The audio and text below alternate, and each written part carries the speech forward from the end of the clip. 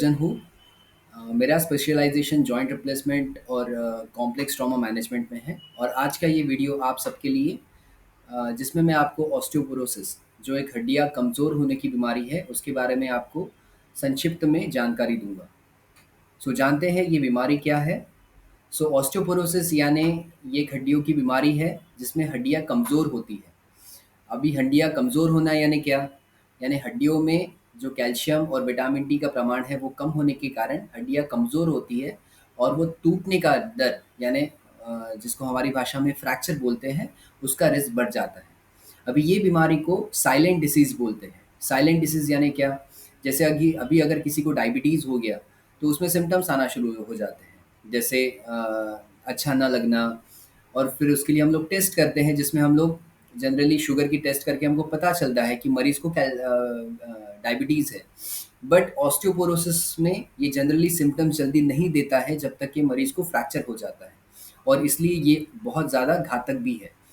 इसलिए इसको silent disease बोलते हैं। अब ये कितने लोगों में कॉमन है? अगर पूरे विश्व भर में 3 में से 1 महिला को और 5 में से 1 पुरुष को ये बीमारी होने का खतरा है, जो कि 50 साल के ऊपर है। अभी इसके रिस्क फैक्टर्स यानी कि ये किन चीज़ों के कारण होने की रिस्क ज़्यादा बढ़ती है। नॉन मॉडिफाइबल यानी जो चीज़ों को हम लोग चेंज नहीं कर सकते, जिसमें हो गया एज यानी उम्र 50 साल के ऊपर ये रिस्क बढ़ जाती है। जेंडर ये कॉमनली औरतों में देखा जाता है। पोस्ट मेनोपॉज यानी जब महीनावारी बंद हो जाती है तब शरीर में एस्ट्रोजन का प्रमाण, एस्ट्रोजन एक हार्मोन है जिसकी कमी से हड्डियाँ कमज़ोर होती है और इसलिए जब कभी हम देखते हैं कि 50 साल की औरतों में पूरे शरीर में दर्द होना, जोड़ों में दर्द होना, पीठ में दर्द होना, ये सब बीमारियाँ बढ़ जाती हैं। फैमिली हिस्ट्री अगर आपके घर में किसी को ये इस बीमारी की हिस्ट्री है, किसी को घर में मल्टीपल फ्रैक्चर्स की हिस्ट्री है, तो फिर आप ये रिस्क में आते हैं। उसके बाद में मॉडिफाइबल ऐसी चीज़ें जो हम लोग चेंज कर सकते हैं, जैसे असंतुलित आहार, लैक ऑफ एक्सरसाइज। अगर आप कसरत ना कर रहे हैं तो आपको ये बीमारी होने की रिस्क ज़्यादा है। स्मोकिंग, कोई स्मोक करता है और अल्कोहल, दारू ज़्यादा पीते हैं तो ये लोगों में ये बीमारी कॉमनली देखी जाती है। इसके सिवा सर्टेन मेडिसिन्स, अगर आप कुछ मेडिसिन्स लेते हैं, जैसे किसी-किसी पेशेंट्स को कुछ कारणों के कारण स्टेरॉइड्स देने की ज़रूरत पड़ती है, जैसे रूमेटॉइड आर्थराइटिस यानी संधिवात के पेशेंट, इनमें ये बीमारी कॉमनली देखी जाती है।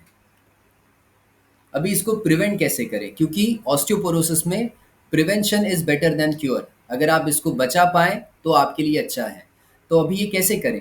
तो सबसे पहले नियमित एक्सरसाइज़ करना ज़रूरी है, क्योंकि अगर आप नियमित एक्सरसाइज़ करेंगे, जो मैं इसके बाद में भी आपको बताऊँगा, तो आपकी हड्डियाँ कमज़ोर होने की रिस्क कम हो जाती है।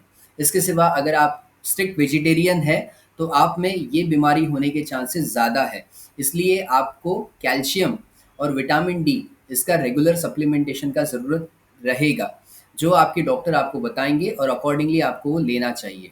रेगुलर वेट बीयरिंग एक्सरसाइज़ेज़ यानी रेगुलर थोड़े ना थोड़े प्रमाण में आपकी हड्डियों के ऊपर ज़ोर गिरना चाहिए, जिसके कारण आपकी हड्डियाँ मज़बूत रहेंगी।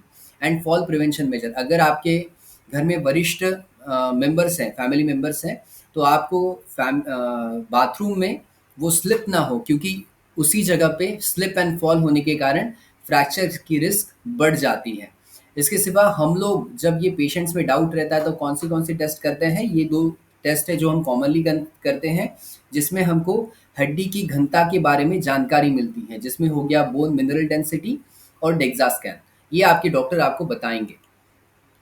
अभी ट्रीटमेंट, जैसे मैंने आपको पहले भी बताया, prevention is better than cure. ये बीमारी ना हो, इसके लिए अगर हम पहले से ही ध्यान रखें, तो ये बीमारी होने के चांसेस ऑटोमैटिकली कम हो जाएँगे।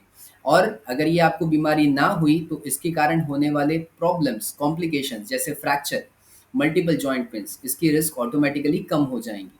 तो ये तो इसके लिए सबसे पहले एक ध्यान रखिए, अगर आप 30 इयर्स और 40 इयर्स के हैं, तो आपको अपना बोन की घनता बढ़ाने का ये सबसे उपयुक्त समय है। क्योंकि अगर आपकी बोन डेंसिटी ये एज में अच्छी रहेगी, तो आपको ऑस्टियोपोरोसिस होने की रिस्क ऑटोमैटिकली कम हो जाएगी। और उसमें सबसे इम्पोर्टेंट है इम्पोर्टेंस ऑफ एक्सरसाइज। अगर आप रेगुलर बेसिस पे 30 मिनट्स हो गया, 20 मिनट्स हो गया, अगर आप थोड़ी ना थोड़ी एक्सरसाइज करेंगे तो ऑटोमेटिकली आपकी हड्डियाँ मजबूत रहेंगी। अभी एक्सरसाइज होता क्या है, एक्सरसाइज से फ़ायदा क्या होता है?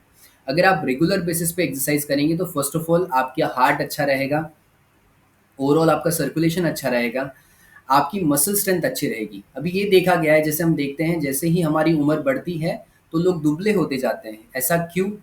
क्योंकि हमारी मांसपेशियाँ कमज़ोर होती जाती हैं, और जैसे ही मांसपेशियाँ कमज़ोर होती है उनको हमारी भाषा में सार्कोपेनिया बोलते हैं।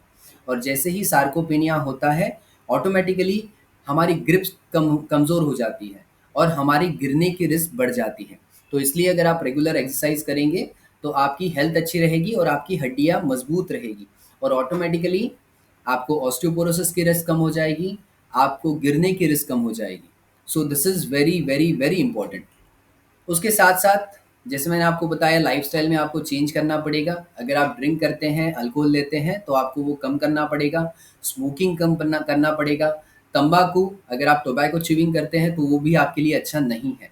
इसके साथों-साथ न्यूट्रिशन यानी अच्छा आहार आपके लिए बहुत इम्पोर्टेंट है, और थोड़े ना थोड़े प्रमाण में अगर आपको जोड़ों का दर्द है तो फिज़ियोथेरेपी आपके लिए बहुत इम्पोर्टेंट रहेगी।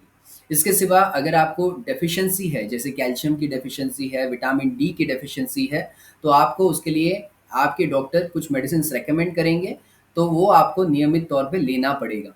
और इसके साथों-साथ रेगुलर मॉनिटरिंग, यानी आपके डॉक्टर्स के साथ आपको रेगुलर फ़ॉलो-अप्स रखना ज़रूरी रहेगा। बिकॉज़ अगर ऑस्टियोपोरोसिस को ट्रीट नहीं किया तो आपको फ्रैक्चर हो जाएगा, एंड मोस्ट कॉमनली इसमें हिप का फ्रैक्चर कॉमन है, रिस्ट का फ्रैक्चर कॉमन है, और बैक में यानी वर्टिब्रे के फ्रैक्चर्स कॉमन है, और जिसको most of the time operation लगता है। सो ऑपरेशन लगेगा तो उसके रिलेटेड सब कॉम्प्लिकेशंस रहते हैं, इसलिए that is why I am stressing again and again, prevention is better than cure for osteoporosis. So आज के लिए इतना ही। Till then, stay active, stay healthy, stay fit. Thank you. Take care.